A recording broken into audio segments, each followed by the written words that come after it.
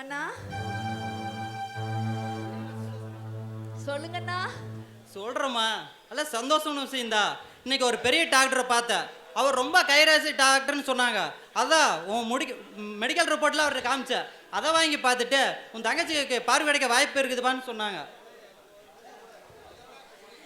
எனக்கு பார்வை வந்துருமாண்ணா? ஏமா ராஜா கூட இதைத்தான் சொன்னாருண்ணா. இந்த விசிட்டிங் கார்டு கூட கொடுத்துட்டு போனாரு. என்ன சொல்ற? ராஜா வந்தானா? ஆமாண்ணா, அவருக்கு தெரிஞ்ச டாக்டர் நல்லா பாப்பாருன்னு சொல்லி இந்த கார்டு கொடுத்துட்டு போனாருண்ணா. நானும் இவரை தாமா பார்த்துட்டு வரேன். பார்த்தியாமா? நான் பார்த்துட்டு வந்த டாக்டரோட அட்ரஸ் தாமா ராஜாவும் கொடுத்துட்டு போயிருக்கிறா. அப்படியாண்ணா? ஆமாம்மா. அப்படின்னா நிச்சயமா எனக்கு பார்வை கிடைச்சிருமாண்ணா? ஏமா ஏமா அழுவுற? நீ மேலதான் நம்ம சந்தோஷமே பிறக்க போகுது. நீ மேல நம்ம வீட்டுல சந்தோஷம் மலர போதுமா. நீ எதுக்கும் கவலைப்படாத. நிச்சயம் உனக்கு பார்வை கிடைக்கத்தான் போகுது. இந்த உலகத்தை நீ பார்க்கத்தாம போற. அண்ணா, எனக்கு பார்வை கிடைக்கணும்னு நான் சாமியை ஏன் வேண்டுறேன்னா, அப்பா அம்மா இல்லாத குறை தெரியாம நீ என்னை வளர்த்தனா, என்னை ரொம்ப நல்லா பார்த்துட்டனா.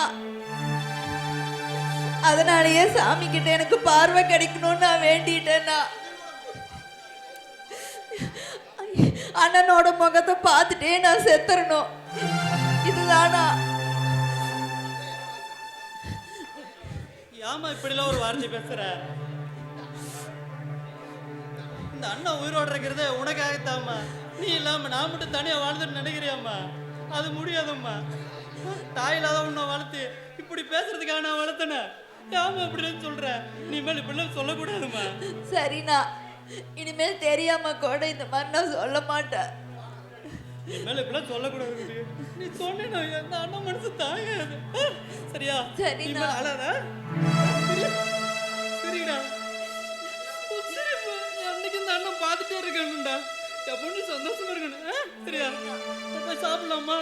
நான் ஊட்டி விடணும், சாப்பிடு. சரிண்ணா.